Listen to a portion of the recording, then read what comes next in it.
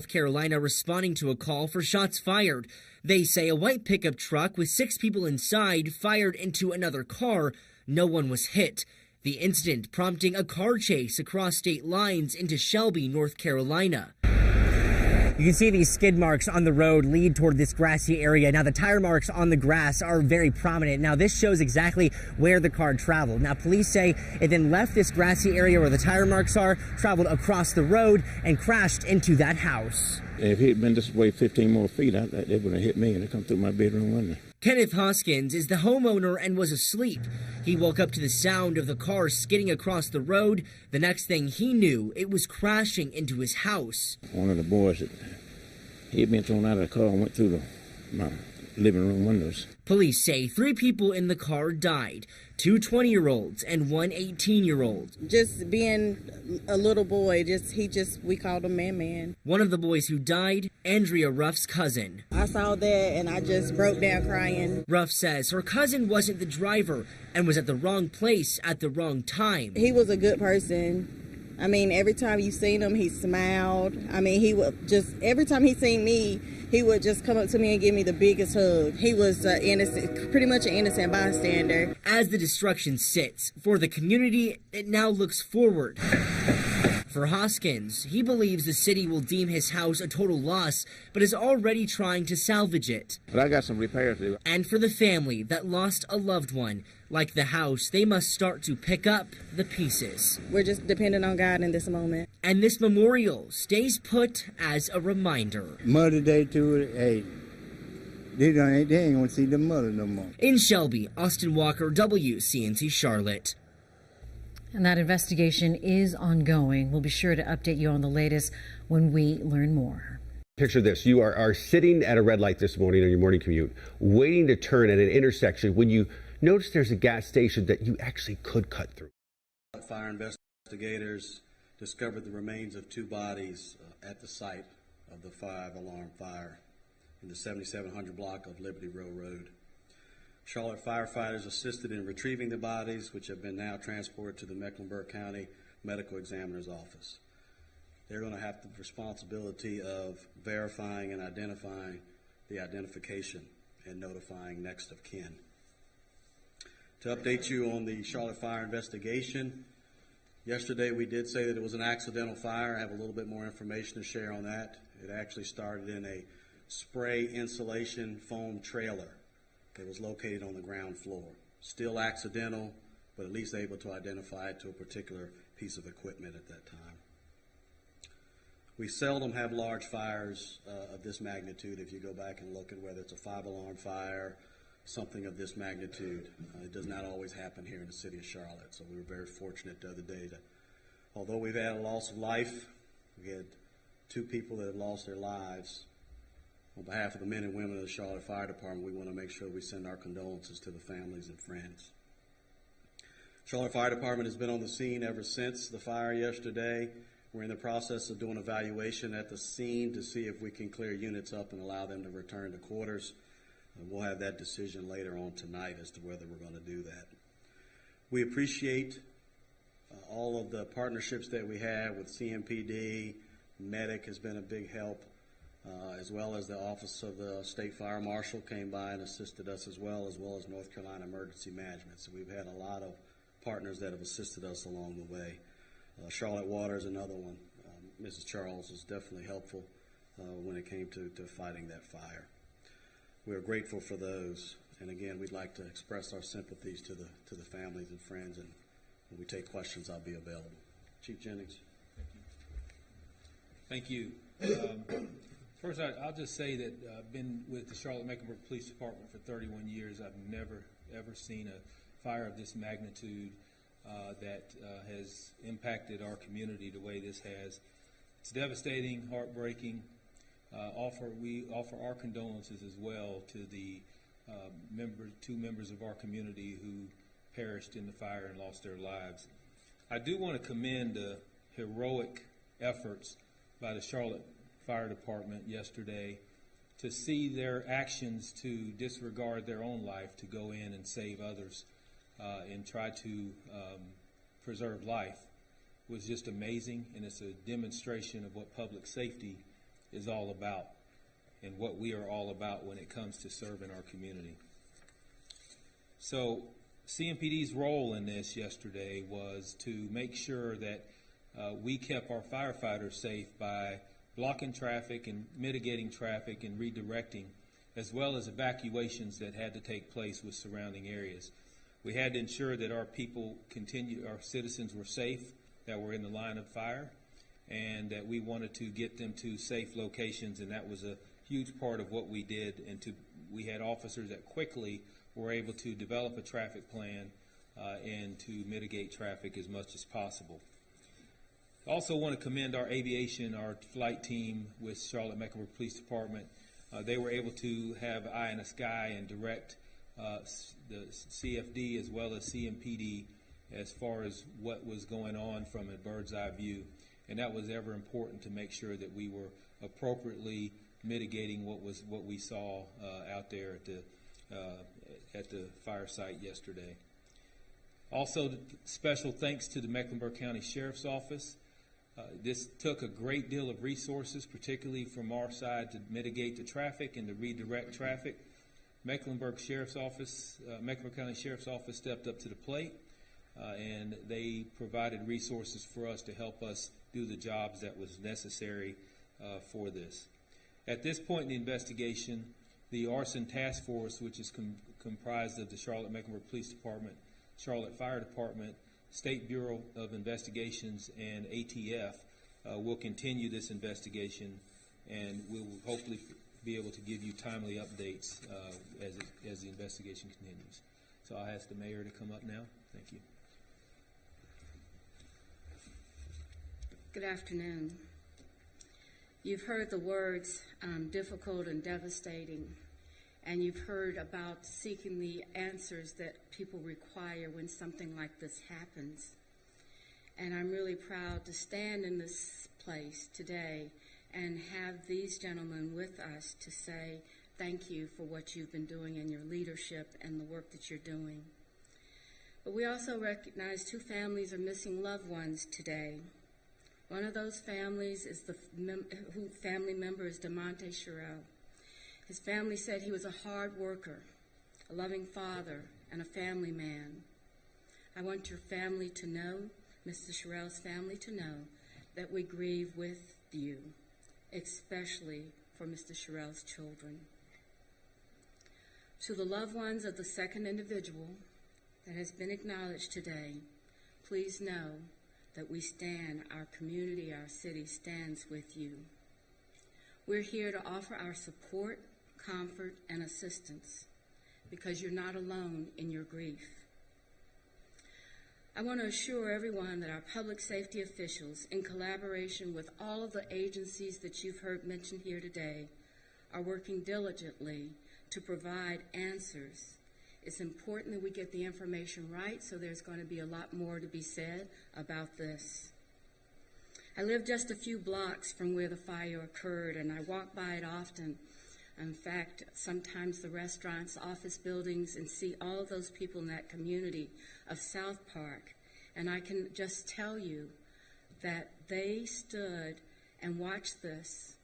And I know today that we're all really glad that we saw the collaboration that was necessary for us to make this something that was extinguished in a 5-alarm fire. It is really remarkable. So I want to say thanks to our exceptional first responders, including the brave men and women of the Charlotte Fire Department, our police department, medic, and the many invaluable collaborations that you've already heard about. Your remarkable bravery and your training allowed for the successful rescue of 15 people from that fire who were able to go home to their loved ones. You truly are our heroes. This is just another reminder to hug your loved ones, cherish the time that you have with them. It's also a time to take pride in our public services. And when we talk about tragedy, we show the value of having dedicated people in our community who courageously serve our residents each and every day. I'm really proud of every one of the people in this community that assisted in bringing this to a closure. Even though it was very difficult to have this loss, we know that we did our very best, and that is really something that we should be proud of. Thank you. Mr. Bakari?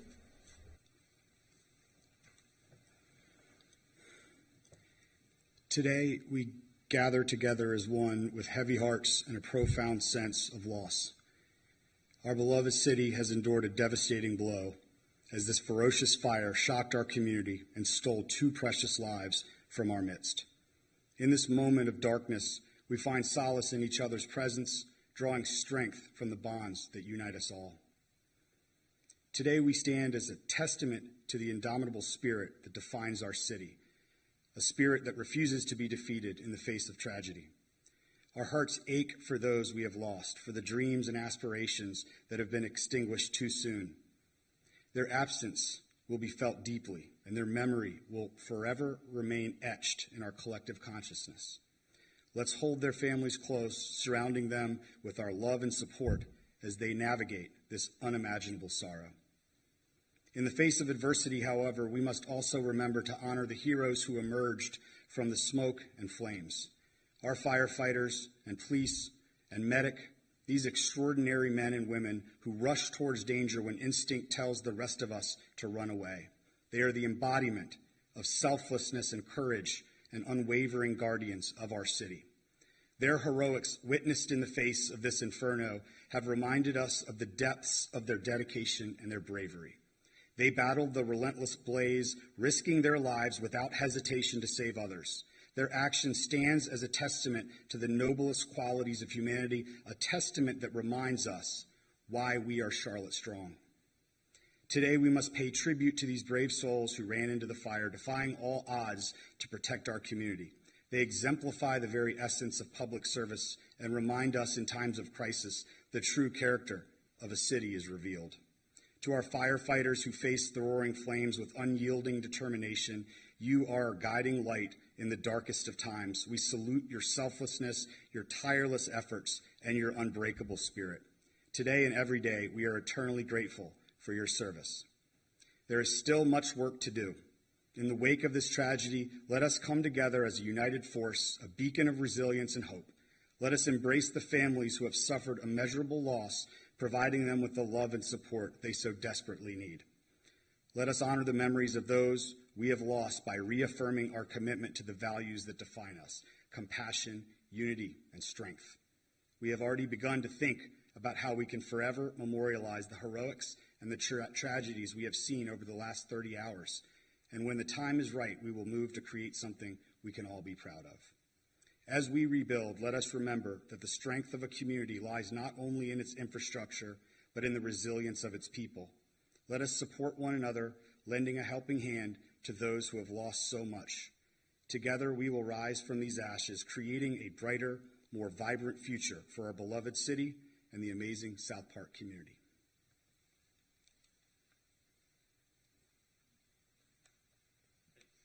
Have a couple minutes for a couple of questions. If you could identify who you're directing your question to.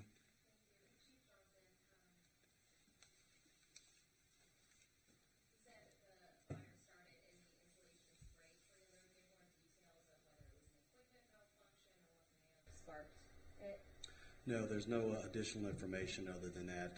Obviously, the building is still in a state where it's not safe for all our members to go in there. We have been able to identify that it started in that trailer area, so we can't pinpoint the specific cause. And where was that in relation to the site? So it was on the ground floor. That's what I was told, where the trailer was located. Inside the building? Yes. Chief, can you talk about the efforts to save those 2 men who were lost in the fire? I can tell you specifically, talking to the company that was up on the 6th floor. It was actually the company that actually called the Mayday, because they had gone up and done a search and were searching in an area, obviously, with limited visibility, and getting in there and trying to locate them. They didn't visually see them. Obviously, they were going by sound and trying to get to them but were unable to get there before conditions changed, as you saw in the video, to a point where they end up getting in situation themselves and having to call a mayday, where we had to send another company to actually help escort them out. Or we may be talking about more tragedy than just the two individuals that we're talking about today. That's actually what I wanted to follow up. Can you talk about the long-term impacts of just fighting a 5-alarm fire and those 2 maydays on your firefighters? Well, physically, thank the Lord, everyone is physically fine. There were no injuries yesterday, which is a blessing in itself.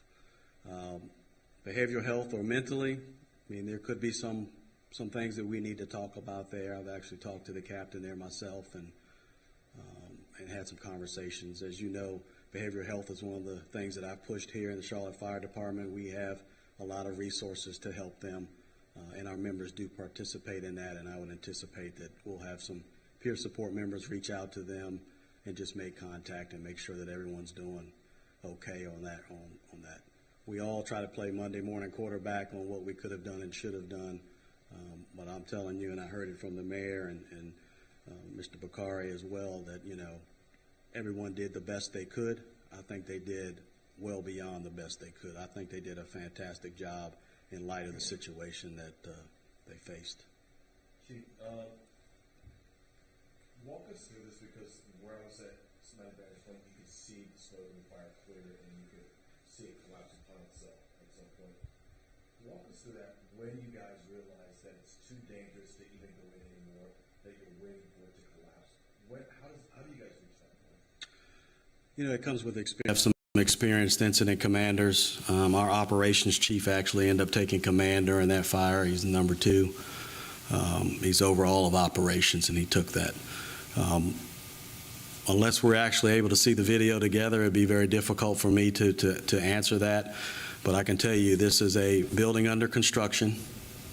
We talk about doing spray and foam insulation. There's no drywall in these buildings, so there's nothing to prevent fire spread. So I know it was a little breezy yesterday. I'm not saying it was a wind-driven fire, but I'm simply saying there was a breeze, and that in itself could expand fire much quicker than you can see on the outside from inside. And when you start to see the amount of black smoke that you saw coming out of that building, our firefighters will tell you that black smoke is fuel, and all it takes is a little bit of a light to light it off, and I'm sure you saw that in some of the videos. Quickly, what was the time frame maybe between the Mayday calls and able to get? All right, we have been listening to an update from city officials on yesterday's 5-alarm fire in SouthPark. We heard from various folks, the fire chief, the chief of police for CMPD, the mayor spoke, Tark Bakari, council member who represents that area. And we are getting some updates both on where they believe the source of the fire came from. They are confirming that there were 2 deaths, sadly, from this fire. We did hear the mayor give us a name, which we have heard from their loved ones actually yesterday. Right, DeMonte Sherrill. She said it. Mayor Vilisle said it outright. We did not get a second name, though, identification on that second person, but you heard a myriad of things, including the tributes that they're not only pouring out to the family, the 2 families, but also, you know, just the great work, the heroic actions, not only by firefighters, but just the collaboration by all the law enforcement that had to be called in, and those that needed to direct traffic, you know, do a lot of things yesterday. And so while this is still under investigation, it sounds like the arson task force is still looking into this. This is considered to be accidental at this point. Right. They believe the fire started with a spray insulation foam machine, a trailer that was on the ground level, according to officials. They haven't been able to physically get into the building to look at it for themselves. It sounds like it's not safe to enter that part, but they do believe they've pinpointed the fire to that particular area of the construction site. We do have our team coverage continuing today on this fire and the impacts from it. We've got Jane Monreal standing by. We have Lexi Wilson. Brad Panovich is going to weigh in because we've been talking about air quality. But let's go ahead and start with Jane. Vanessa and Colin, we were told that I talked to the man who says he hired the two men, now confirmed to have lost their lives. He told me that when he left them yesterday morning around 8 o'clock, he made sure to see them both wearing their harness. 916 command, urgent traffic. Enjoy that. Staff report, we got two deaths on the 6th floor. Over here on the Bravo side, 6th floor. On Thursday, firefighters were heard on scanners talking to their command post about what sounds like two people on the 6th floor. According to Keith Suggs, his employees, Diamante Cheryl and Reuben Holmes, were on the 6th floor at the time. However, rescue efforts were impacted by high heat and fast-moving flames. Command all companies back out of the structure. Alarm going to activate the activation zones. Cheryl's fiancé telling WCNC he did not have a protective harness on. However, Suggs, who chose not to go on camera with us, tells us they have to wear their harness, otherwise they would all be in trouble. Suggs now asking if anyone who knows Holmes' sister, who's in South Carolina, to contact him. He also told me that firefighters did try going up to the 6th floor, but by the time they saw the two men, it was too hot. You heard that from the chief, and those two men there in the middle of the floor when that floor collapsed. Live in South Park, Jane Monreal, WCNC Charlotte. Jane, thank you. Yeah, we heard that explanation of the Mayday from the fire chief there, where he talked about how those firefighters came in. They got into trouble themselves. They had to have other firefighters rescue them. And he said, I thought they did beyond the best that they could do. Of course, everyone is still waiting for more answers here. The community, meantime, coming together to support these firefighters and first responders as they are still working around the clock here. WCNC Charlotte's Lexi Wilson joining us live from South Park, where she's been talking to local businesses. Lexi, there's a community effort behind this for those folks that have been on scene for more than 24, closer to 48 hours now.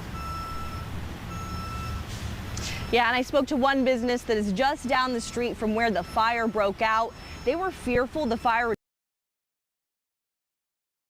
As this apartment project went up in flames Thursday, nearby businesses described the scene as chaos. You don't really realize how dangerous it is when you're not like that close to it. Like seeing it with my own eyes across the street, it was really, and it was so fast. Monica T is the co-owner of Rock Box Fitness South Park, a business just down the street from where the fire broke out. Just kind of thinking right away, solving what would we do in this situation. Her business opened Friday as firefighters continue to work sorting through debris and putting out hot spots. They put themselves out there in such a way that's just selfless. That's kind of what heroes are. Protagonist Beer creating a pint with a purpose by renaming its flagship beer to the 43, which refers to the 43 fire stations that serve our community. $1 from each sale will support the Charlotte Fire Department. For this group enjoying the 43, it hits close to home. We're actually all in the construction business, so it was something that kind of was personal to us anyway. Something that we follow very closely and, feel for the families and the folks affected.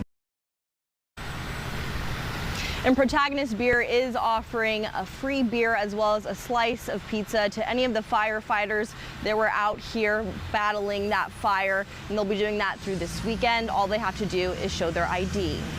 Reporting live in South Park for WCNC Charlotte, I'm Lexi Wilson. It's great to see that there's a community effort. We saw so many of our city leaders just a couple of minutes ago talking about, again, that collaboration and just going into those flames, without regard to their own life. So. Yeah. And of course, we know that the other big picture was the air quality, the smoke that we saw. Yeah, it was brutal, especially with that northeast wind. It was pushing the smoke all the way into the Steel Creek area. We saw smoke all the way down into like the Lake Wiley area because of that northeast wind. Now, huge improvement once the fire went out, but we're still getting some lingering effects, especially in and around the South Park area. There is still a moderate air quality there, and this is not for ozone. This is for particulate matter, which is smoke, and that's been the issue in and around there. You'll smell it the second you get in and around South Park. And again, there's still some smoldering going on. Now, the rest of the air quality in the southeast is good, but you see the the one dot there over Charlotte with the moderate. That's because of the lingering effects from that fire. Now, weather-wise today, it's been a cloudy, kind of dreary day. We've even seen drizzle at times from our Mr. Sparky Carolina camera network. It has not been a great day for sunshine, but temperatures have felt very cool. It's kind of nice to get some refreshing air, and the wind is still out of the east-northeast, which is a flow you don't normally see. The reason we're seeing that, too, is one, we got a low-pressure system spinning counterclockwise on the coast and high pressure over New England. The combination of the two funneling in cooler, drier air into the Carolinas. That is moving away tonight, and we should see conditions improve so that by later tonight, skies could actually clear out and we cool back down into the 50s. Coming up, though, we've got to talk about some weekend rain chances, but the good news, it's not a washout. In fact, most of the weekend should be dry. I'll explain why coming up in a few minutes. Okay, we'll circle back. Brad, thank you. And right now we will just remind you at home, we will continue to stay on top of the aftermath of this deadly fire, bringing you all angles of the story here on air, but also on our digital platforms, WCNC.com, the WCNC Charlotte mobile app, WCNC Plus, and then the WCNC Charlotte YouTube page. We have another big story to talk about here for our area. CMS making history today, hiring its first Black female superintendent of schools. Never in a million years would I have imagined that I would be sitting here today. But I do know and believe that every experience that I've had over the last 25 years has led me to this exact moment in time. Well, Crystal Hill has been serving as interim superintendent since January. The district saying that she will now lead the second largest school district in North Carolina. WCNC Charlotte's Shamaria Morrison joining us live from the Charlotte-Mecklenburg Government Center. So Shay, this is a long-awaited announcement here. Are you getting any reaction, hearing anything from teachers and community members? Yeah, actually I am. I put in a few calls. Some have sent statements. So I have talked to the local education association. They say that they welcome Hill to be here in the district. I've also spoke to groups like Moms for Liberty. They say they have some worries about the transparency behind the search, but they also say they're looking forward to working with someone like Hill. But you have people on the other side of this who are questioning why the district would spend so much money in a national superintendent search just to choose from within. CMS school board members said often and clearly they wanted to hire a superintendent with a proven track record of moving the needle on student achievement in a large school district. Well, 6 of the 9 board members concluded Crystal Hill fit that bill. And since January, she's been the interim superintendent of CMS schools. And for 7 months before that, she was the district's chief of staff. But it's her track record at Cabarrus County schools that the district really looked at. Hill started back in that district in 2016. And in the year before she started there were 6 D schools, 17 C schools, and 9 of those didn't meet expected growth. 3 years later, the district had seen improvement with only 4 D schools, 12 C schools, and only 2 schools that did not meet growth. But Cabarrus County Schools does not even have 25% of the amount of students as CMS does. And I asked the board, was this enough to meet their standards? We went through an evaluation process. Obviously, Dr. Hill would not have been selected if we did not think that she could move the needle forward. I think that she evidenced some information here specifically today of how she has been able to move the needle, and that can be transferred here at CMS.